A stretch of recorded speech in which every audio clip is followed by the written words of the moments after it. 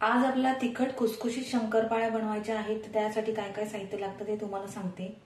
कोथिंबीर बारीक चिरून घेतली, जिरं घेतलेलं आहे, ओवा घेतलाय, थोडासा रवा घेतलाय, हळद, लाल तिखट, आपल्याला जेव्हा कणिक मळायचे त्याच्यामध्ये आपल्याला ते तेल टाकायचंय थोडंसं, आणि मीठ घेतलेलं आहे.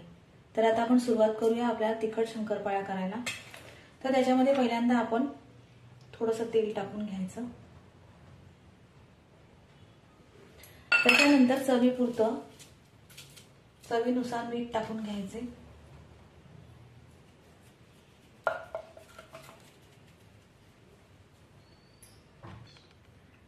आता आपण त्याच्यामध्ये हा रवा टाकणार आहे. थोडासा गव्हाचं पीठ आहे हे घेतलेलं, त्यात तेल टाकलंय. आता रवा टाकणार आहे,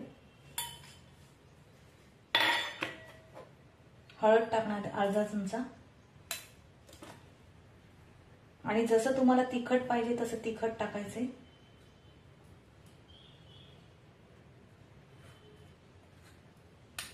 मी 3 आणि अर्धा चमचा टाकलाय. कोथिंबीर बारीक चिरून घ्यायची, ती टाकायची.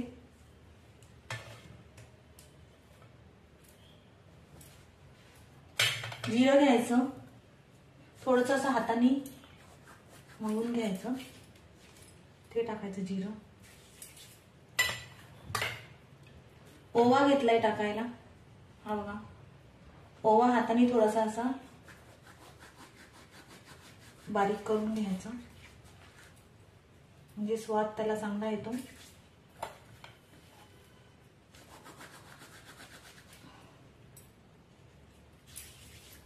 आता आपल्याला ते मळून घ्यायचे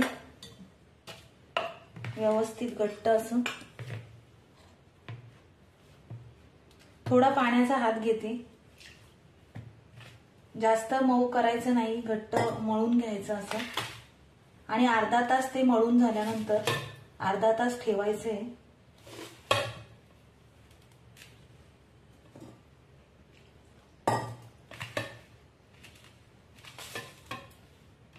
व्यवस्थित असं कणिक मळून घ्यायचं, एकत्र करून घ्यायचं ते.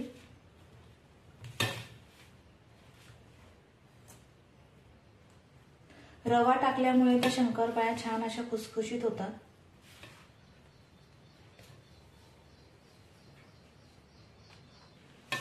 जसं आपण चपातीच्या पिठाला मळतो तसंच मळून घ्यायचं, घट्ट मऊ असं. आपल्याला जर असं वाटलं का मीठ कमी आहे तर तुम्ही वरून पण टाकू शकता.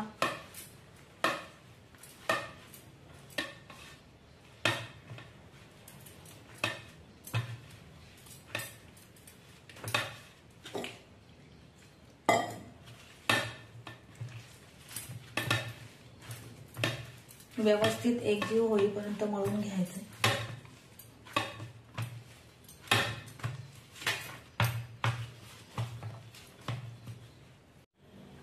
या अशा प्रकारे 3 गोळे करून घ्यायचे. कणिक मळून झालेलं आहे हे बघा. आता मी त्याच्या चपात्या एक एक लाटून घेणार आहे, जाड पातळ अशा.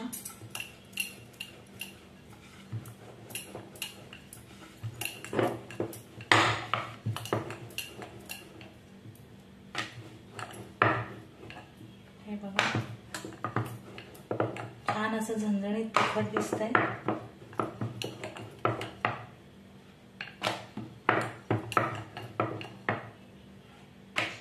अशा चपात्या तर तुम्हाला लाटून दाखवते एक एक. आता त्या चपात्यांना आपण तेल लावून घ्यायचे पुन्हा, त्याच्यामुळे त्या शंकरपाळ्या खुसखुशीत होतात. एकावर एक टाकून घ्यायच्या आणि हे असं तेल लावून घ्यायचं.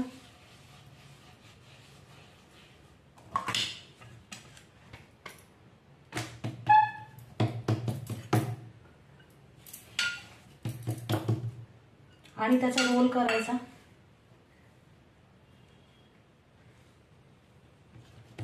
असा मोठा मोठा केला तरी हरकत नाही. आता त्याचे 3 भाग करायचे.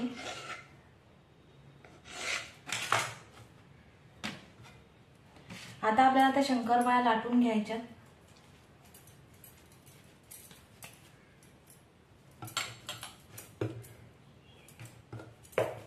थोडंसं त्याला पीठ लावून घ्यायचंय.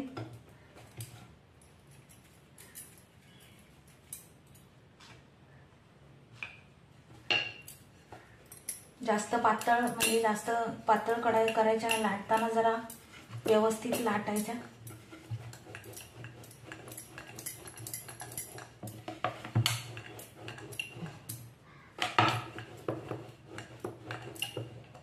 इकडे तेल तापत ठेवलंय मी कढईमध्ये. आता त्या शंकरपाळ्या कटिंग करून झाल्या का मग तळायला घ्यायच्यात. सरसरीत लाटायची एकसारखी पोळी.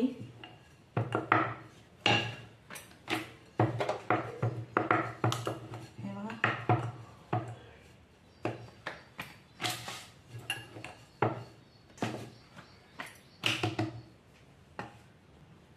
अशा प्रकारे मी 2 पोळ्या लाटून घेतल्या. आता त्या आपल्याला शंकरपाळ्याचा आकार द्यायचा आहे.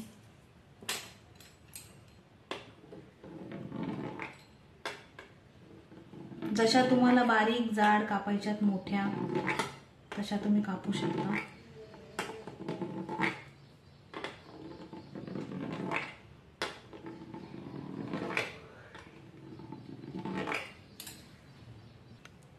हे बघा कटिंग करून घेतल्या मी. मध्यम अशा कापलेल्या आहेत त्या. आणि एकावर एक चपातीला तेल लावण्याचं कारण असं आहे का त्या चांगल्या खुसखुशीत होतात.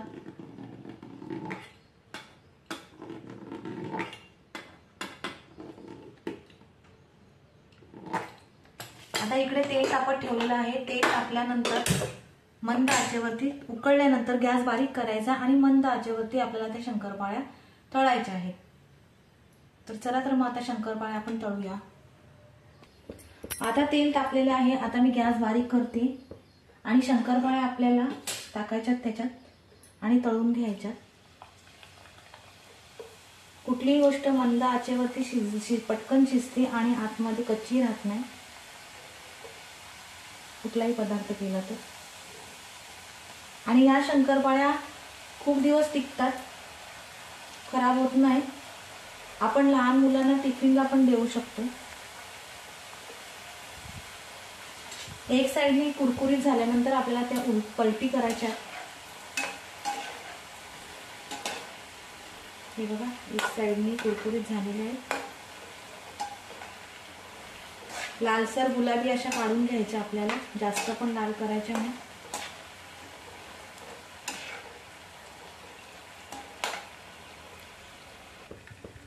छानपैकी अशा लाल झालेल्या आहेत. त्यातलं तेल आपल्याला नितळून घ्यायचंय व्यवस्थित.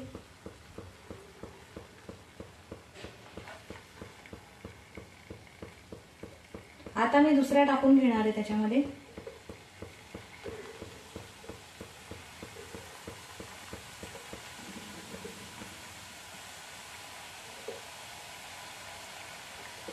आणि या एका प्लेटमध्ये काढून घेते मी आता.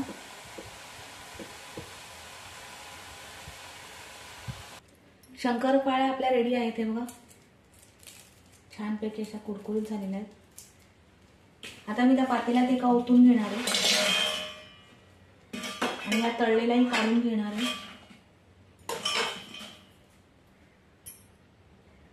आणि याच्यामध्ये मी थोडासा लाल मसाला टाकणार आहे.